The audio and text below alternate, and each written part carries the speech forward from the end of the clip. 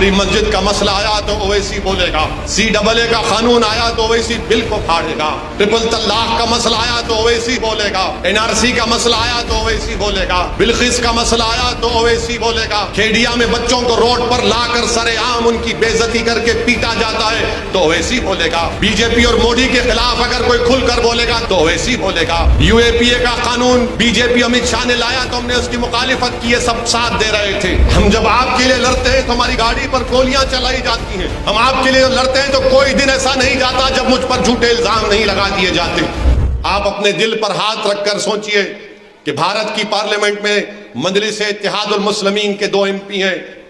और जब अल्लाह के फजलो करम से नबी करीम सल्लल्लाहु अलैहि वसल्लम के सदक़े तुफ़ैल में मैं या इम्तियाज जलील जब भारत की सबसे बड़ी पंचायत में खड़े होकर 6-7 मिनट के लिए बोलते हैं, मैं आपसे सवाल कर रहा हूं, जब हम खड़े होकर 5-6 मिनट की तकरीर करते हैं तो क्या आपको महसूस नहीं होता कि हाँ, ये जो दीवाना जिसको लोग इल्जाम लगाते हैं वोट काटने का, ये दीवाना जब खड़े होकर पार्लियामेंट में आपके बारे में बोलता है तो हर आदमी ये कहता है कि हाँ, ये जो अपनी जबान से अल्फाज निकाल रहा है ये हमारी तकालीफ को बयान कर रहा है, ये हमारी नाइंसाफी को भारत की पार्लियामेंट में उठा रहा है, ये इंसाफ के लिए लड़ रहा है। अरे बताओ फिर कौन तुम्हारी जबान में बोलता है,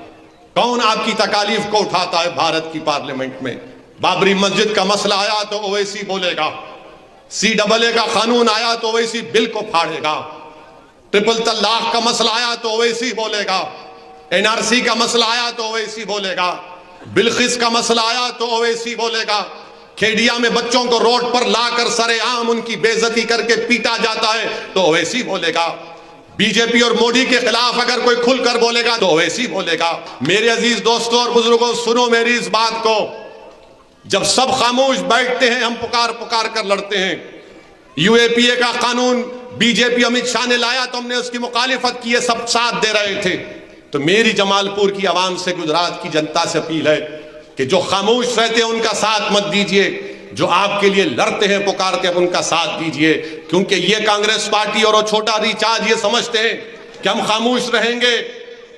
तब भी आप उनको वोट देंगे, क्योंकि वो जानते हैं कि भाजपा के डर से आप उनको वोट देंगे। याद रखिए, अगर आप आपके लड़ने वालों का साथ नहीं देंगे और जो खामोश रहेंगे उनका साथ देंगे तो कहीं खुदा ना खास्ता वो हमेशा के लिए आपको खामोश ना कर दे। वोट डालना आपका इख्तियार है, मगर मैं आपसे अपील कर रहा हूं कि हम आपके लिए लड़ते हैं मेरे इज्जतदार माँ और बहनों।